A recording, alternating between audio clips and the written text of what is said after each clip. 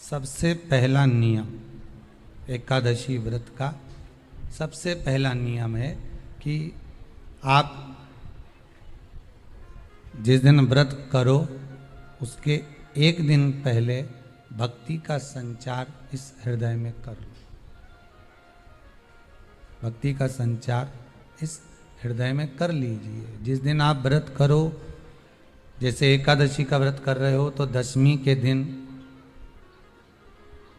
शाम का समय जब आवे, रात्रि जब होने लगे, शाम का समय आवे और रात्रि का आप जब भोजन ग्रहण करो तो उस भोजन में कोई ऐसा पदार्थ ग्रहण मत करिए जिस पदार्थ के कारण आपकी एकादशी कि शंकर जी के मंदिर जाते रहो, भगवान शिव को एक लोटा जल चढ़ाते रहो, शंकर भगवान को एक चावल का दाना चढ़ाते रहो, शिव के मंदिर में एक बेलपत्र चढ़ाते रहो, बेलपत्र ना मिले तो शंकर जी की उठाकर धोकर फिर चढ़ा दो, पानी ना मिले तो 3 बार ताली बजा दो, वो भी ना मिले तो शंकर के दरवाजे पर जाकर थोड़ा सा मुस्कुरा दो। भगवान शिव को लगेगा रोज आती है और मुस्कुरा के जाती है। पार्वती जी कहेगी मुस्कुरा इसलिए रही है कि 2 बार तो पशुपति व्रत कर लिए, रोज सोमवार का व्रत करती है, इसके बाद भी दुख नहीं कट रहा तो तुम्हें चिढ़ा कर जा रही है। शंकर जी कहेंगे अब इसका दुख मिटाना पड़ेगा, मुस्कुरा उसके दरवाजे पर जाओ, उससे कहो तो दिल की बात।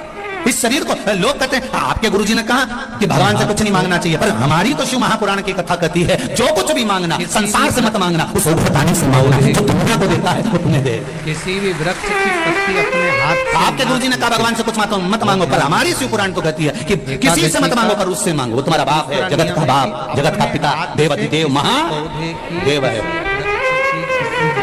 उसके पास चले जाओ दिल से।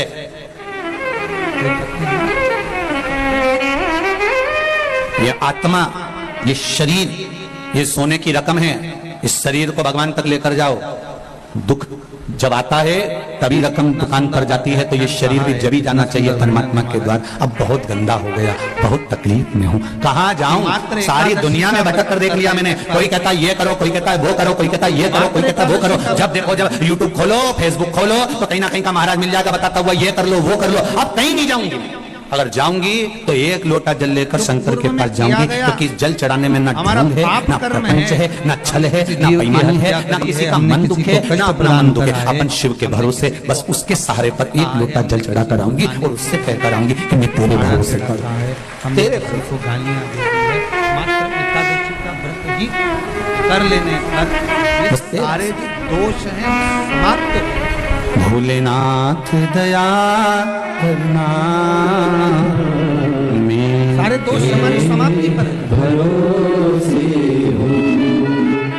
उसके भरोसे पर रहो, उसके सहारे पर रहो, उसके आनंद में रहो, मत भटको यहाँ वहां। सारी दुनिया में भटक कर देख लेना, अंत में कुछ नहीं मिलने वाला। लोग तुम्हारा धन रख लेंगे, 5000 यहाँ जमा कर दो, 2000 वहां जमा कर दो, 3000 यहाँ जमा कर दो, फिर ये 4 गेहूं का दाना उठा के ले जाओ, 5 ये ले जाओ, वो ले जाओ, कुछ नहीं निकलेगा इसका साथ। अंत समय में फिर आना ही पड़ेगा शिव के द्वार। अंत बिंदु वही है, उसके सिवाय कुछ नहीं है। और जीते भी शिव के बन जाओ तो मरने के बाद भी शिव के ही होना है। अंत समय के बाद में प्राण छूटने के बाद सब आग लगा के चले जाएंगे। भगवान विष्णु वैकुंठ में रहेंगे, ब्रह्मा ब्रह्म लोक में रहेंगे, इंद्र लोक में रहेंगे, सारे देवता अपनी अपनी जगह पर रहेंगे। पर संसार में जब आग लगा के जाएंगे तब कोई नहीं रहेगा, तब वो ही रहेगा, एक देव अधिदेव महादेव रहेगा। तुम हड्डियां अग्नि के कारण चटर चटर कर रही होगी तो महादेव पूछेंगे क्यों कमला तेरी हड्डी तो बहुत टूट रही है। कमला के नहीं गई ना शंकर के मंदिर, इसलिए अब चटर चटर करके टूट रही। महादेव ये जाती ना तुम्हें आना चाहिए। कल मेरा एकादशी का व्रत है, आज दशमी है, कल एकादशी का व्रत है, तो कल मेरी जब एकादशी का व्रत रहेगा तो मेरा जिंदा हो कितना कितना पाप, तब कितना तक मोबाइल पे डीपी बदलते रहो, कितना कितना प्रपंच। मरने के बाद तो एक फोटो फिक्स लगा, मुझे प्रसन्नता हो, फिर डीपी बदल ही नहीं पाओ। मरने के बाद डीपी बदल रही है क्या? अरे बोलो तो सही, फिर जैसा फोटो इतना बड़ा फ्रेम में माला एकादशी के दिन पूरी और खीर चिपकी हुई और तुम डालू लेके मुस्कुरा, इससे ज्यादा कुछ जीवन। जिंदा हो तब तक डीपी बदलते रहो, मरने के बाद तो एक फोटो डीपी पर फिक्स हो जाएगा और वो भी छोरा छोरी लगाएंगे तो लगाएंगे, नहीं तो कौन लगा रहा तुम्हारा फोटो। इतनी शान से जियो मारा छोरा, मरने के बाद इतने बैठे हो, तुम में से कौन है जो श्राद्ध में अपने डीपी पर अपने दादा पर दादा का फोटो लगा